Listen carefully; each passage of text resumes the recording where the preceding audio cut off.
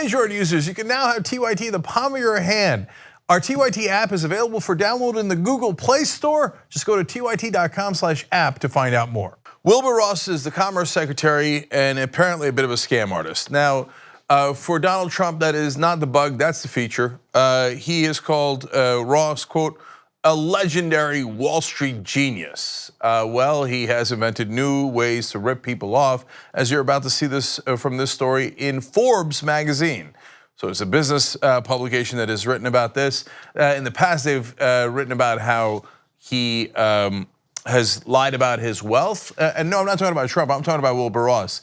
But peas in a pod here. Trump once explained in these particular positions, referring to his cabinet, like Wilbur Ross, I just don't want a poor person. All right, so Wilbur Ross is wealthy. It's unclear how much money he has, but it is a lot. So let's find out how he made it. So let's go to Forbes magazine, where they outline a number of lawsuits against him and a number of legal actions taken against him that give you a sense of how he made it. He had his own firm that he ran, W.L. Ross and Company. Well, in that company, he worked with a lot of different people. And a lot of them have sued him. Why? He apparently just took their money. His own co-workers, let alone the clients. We'll get to that as well.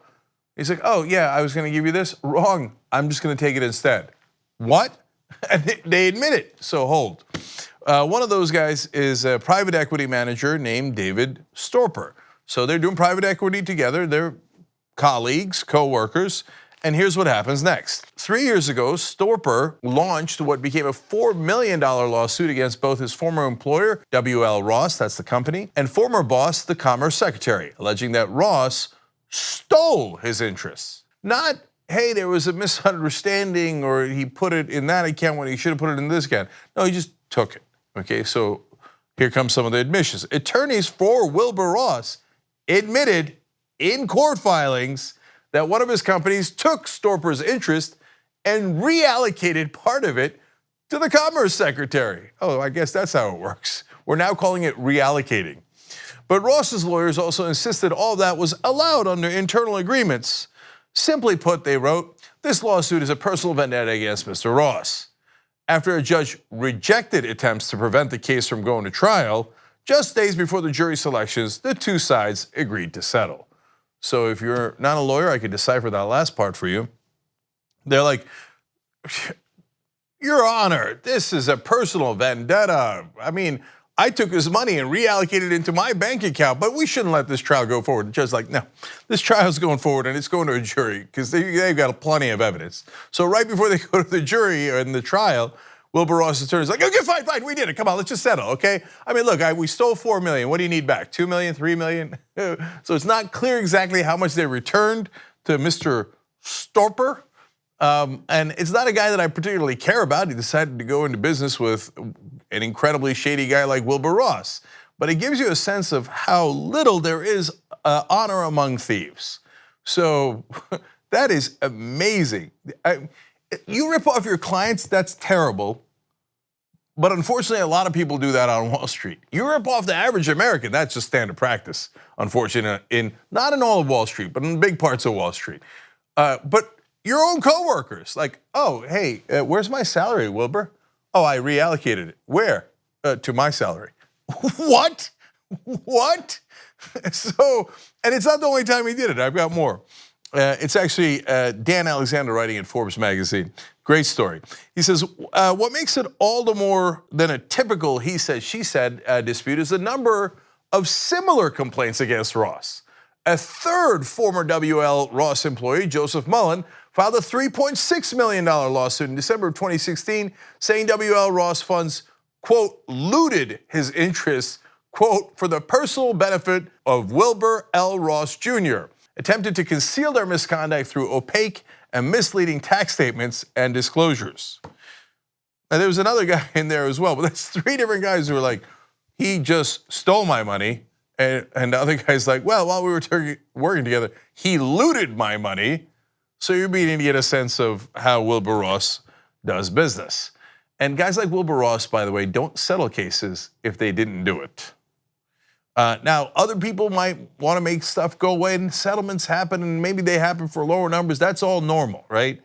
Millions of dollars in settlements for a guy like Wilbur Ross, who's looking to reallocate funds, etc. He ain't gonna reallocate them back if he didn't do it. That's my personal opinion. All right. Storper and 2 other former high-ranking executives at WL Ross filed yet another lawsuit against the Commerce Secretary in November, alleging that he and his firm charged at least $48 million of improper fees, then pocketed the money. It was a slow siphoning rather than a one-time heist, according to the lawsuit. So other executives at the company are like, oh yeah, if you thought it was bad what he was doing to his coworkers, wait till you get a load of what he was doing to his clients. That's a $48 million lawsuit. So, look, and it's true, from time to time there are lawsuits that don't have any merit, and it happens, right? But one after another, they're all saying the same thing: looted, stole from clients, stole from co-workers. They go to trial, or they're about to go to trial. He says, oh, fine, here, take millions of dollars. And unfortunately, this is what Donald Trump does, this is what Wilbur Ross does. They steal so much money, and then you have to sue them, and they give you a portion of the stolen money back in settlements, and at the end of the day, they got away with it. And they got more than they had to give back. God, that is so maddening, the injustice of it. And then they go around bragging about how rich they are, and the rest of society treats them like, so Wilbur Ross, you're a Wall Street genius. You know how to rob people for a living. Genius, Mr. Ross. And he's now a cabinet secretary. He's supposed to be representing us. Now, who do you think Wilbur Ross is representing right now as Commerce Secretary? You think he's representing you and looking out for your best interest? This guy? I'm not even done with him yet. Hold. Then there are the smaller anecdotal stories that give you a sense of his character, and then we'll end on a couple of big ones. And Forbes talked to dozens of people that know Ross. One says workers at his house in the Hamptons used to call the office claiming Ross had not paid them for their work. Another 2 people said Ross once pledged $1 million to a charity, then never paid. Who does that sound like? Sounds like his boss, Donald Trump. Look, you got a house in the Hamptons. A lot of people, now like to mischaracterize progressives and say, oh, you don't want anybody to have a house in the Hamptons. No, have your house in the Hamptons. Just pay your workers. That's crazy. You have enough to have a house in the Hamptons, and then your workers, after working for an honest day's work or doing an honest day's work, have to go and beg for their money because you wouldn't pay them. Jesus Christ, man. Okay, then there are bigger allegations, as Alexander explains. Over several months and speaking with 21 people who know Ross, Forbes uncovered a pattern.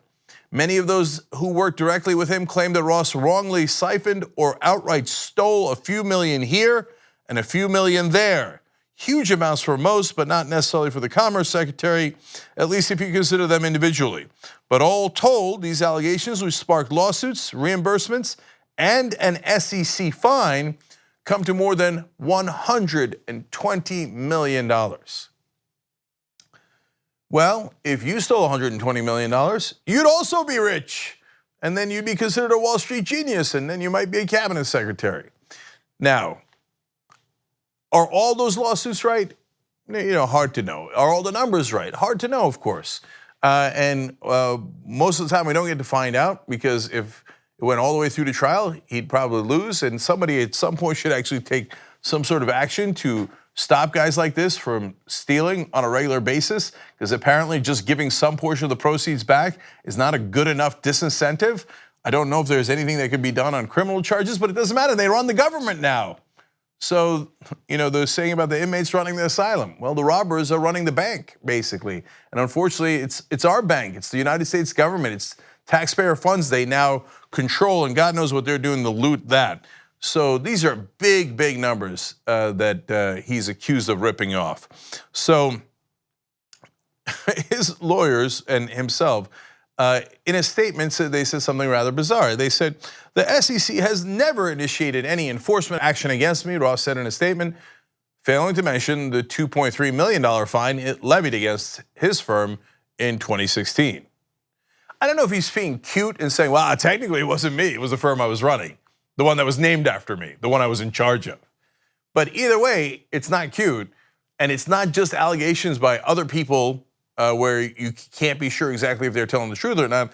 It's the SEC. And the SEC is not going around trying to pick on rich people for a personal vendetta. There's nothing personal, there's no vendettas, there's no nothing, okay? If you paid a $2.3 million fine and you agreed to pay that fine against the SEC, trust me, brother, you did it. Roughly 2 months before the 2016 presidential election, the SEC announced WL Ross was paying a fine and refunding $11.9 million it allegedly skimmed from its investors, including interest. Wilbur Ross is not the kind of guy to pay back $12 million and then pay a $2.3 million fine on top if he didn't do it. So this is our Commerce Secretary. This is the Trump administration. What was that about draining the swamp?